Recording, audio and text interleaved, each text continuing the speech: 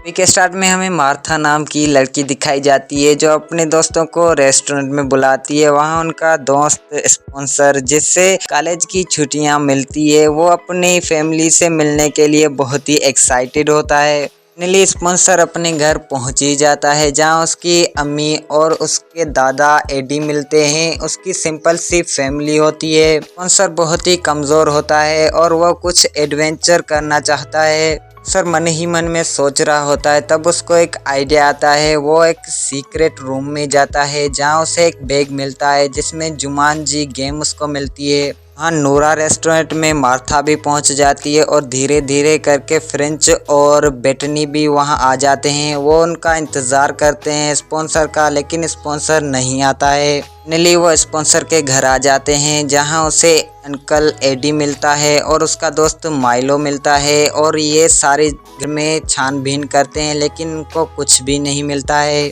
वहाँ बेटनी को शक हो जाता है और वो सारे उस सीक्रेट रूम में जाते हैं जहाँ उसे जुमानजी गेम एक बिखरी हुई मिलती है।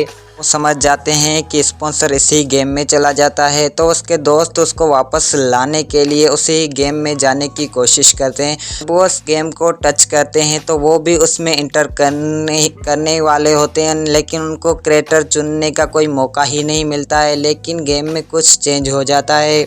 बेटनी वहीं रह जाती है लेकिन उनकी जगह पे एडी अंकल और उसका दोस्त माइलो आ जाते हैं। एडी और माइलो को इस गेम का कुछ पता ही नहीं होता है, लेकिन अचानक वहां से एक जहाज गुजरता है। वो जहाज को देखने के लिए जब करीब जाते हैं तो वहां उन्हें जुमानजी का रखवाला मिलता है जो उन्हें उस एरोप्लेन में बिठा लेता है। वो उन्हें समझाता है कि एक खूंखार आदमी है, एक मनी है जो एक बूढ़े आदमी के पास है और वो उसने चुरा ली है। अब जुमानजी की हरियाली चली जा रही है, आपको वो चुरानी है और फिर वापस लेके आनी है। फिर वो कहता है कि जुमानजी को एक बार फिर से आप लोगों की ज़रूरत है। ऐसे कह के वो उनको एक रेगिस्तान में छोड़ देता है। एडी और माइलो को अभी तक भी विश्वास नहीं हो रहा होता है कि हम गेम में, लेकिन मार्था उनको बताती है कि हम एक गेम में आ चुके हैं जिसके कुछ लेवल हमें कंप्लीट करने हैं, फिर हम वापस घर जा सकेंगे। लेकिन कुछ देर बाद वहाँ पे एक शतरमुर्ग आता है जिसको एडी हल्के में ले लेता है, लेकिन वो एडी को मार देता है। उसका दोस्त माइलो बहुत ही परेशान होता है, लेकिन इस गेम में कुछ लाइफ्स दी जाती है जिसकी वजह से वो वापस आ सकते हैं। लाइफ्स होती हैं जिसमें से एडी की एक लाइफ कट जाती है, वो दोबारा से गेम में आ जाता है। लेकिन कुछ देर बाद शतरमुर्गों का पूरा झुंड इनके पीछे लगता है। ये गाड़ी लेके भागते हैं आगे। मार्था की गाड़ी खराब हो जाती है, वो ये फिर एडी के गाड़ी में जाके बैठते हैं।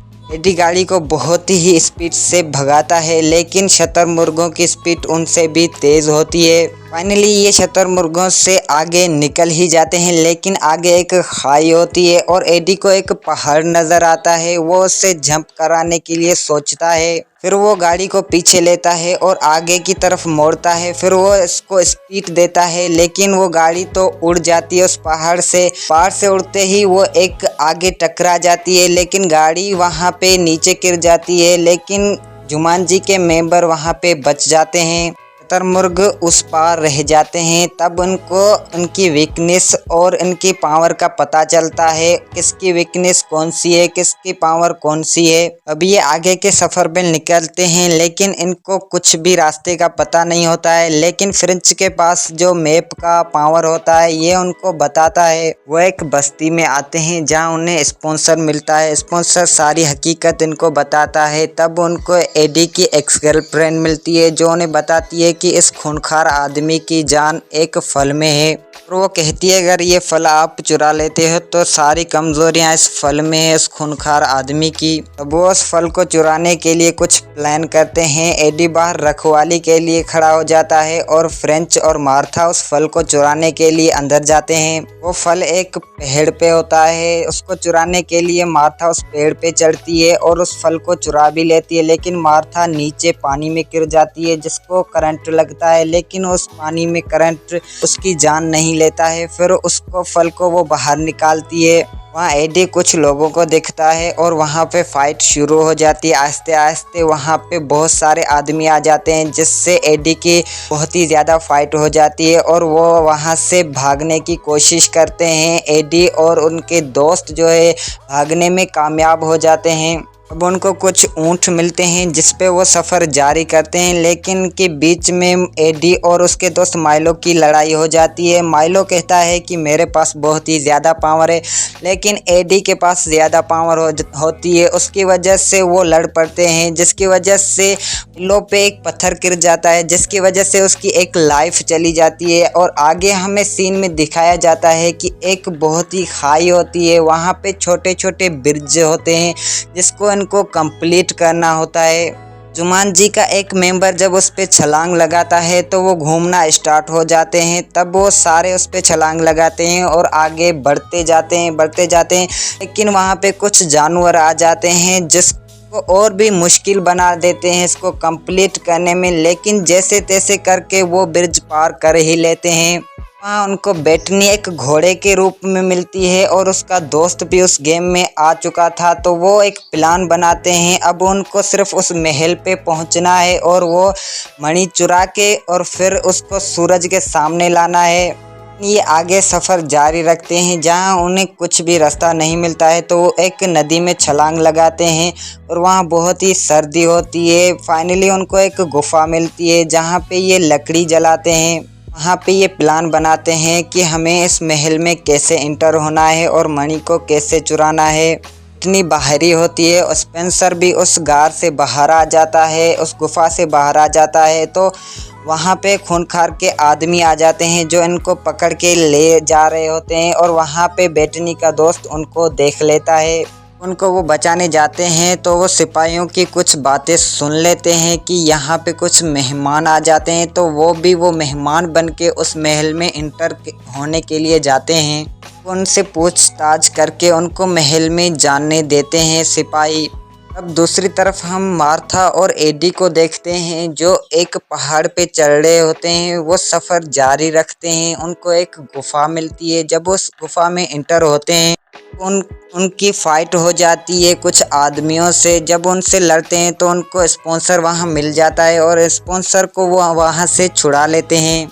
दूसरी तरफ बेटनी का दोस्त भी बेटनी तक पहुँच ही जाता है। वहाँ बहुत ही एक जाल बिछाया होता है और बेटनी का दोस्त उसमें फेल भी हो जाता है, लेकिन वो दोबारा से आता है और उसको पार करने की कोशिश करता है। वो सफ़र जारी रखता है और वो उसको कंप्लीट कर लेता है और बेटनी को भी वहाँ से छुड़ा ले जाता है। सीन में एडी और मार्था और स्पॉन्सर को दिखाया जाता है जो मनी चुराने के लिए नीचे स्पॉन्सर को भेजते हैं, लेकिन वो मनी जो है वो फेक होती है। को पता चलता है कि ये मणि फेक है, तो वो जो है भागते हैं दोबारा महल में। इस तरफ इनके दोस्त फ्रेंच और माइलो जो दोस्ती के नाटक में अंदर गए थे, खूनखार के दोस्त बन के अंदर गए थे, उनका नाटक अब पकड़ा जाना था। लेकिन वहाँ पे मार्था आ जाती है क्योंकि जो उसके दोस्त थे वो खूनखार आदमी का रिश्ता लेके आने वाले थे। जब खूनखार आदमी पूछता है कि मेरी बीवी कहाँ है, तब वहाँ पे मार्था आती है। वो कहती है कि तेरी बीवी मैं हूँ।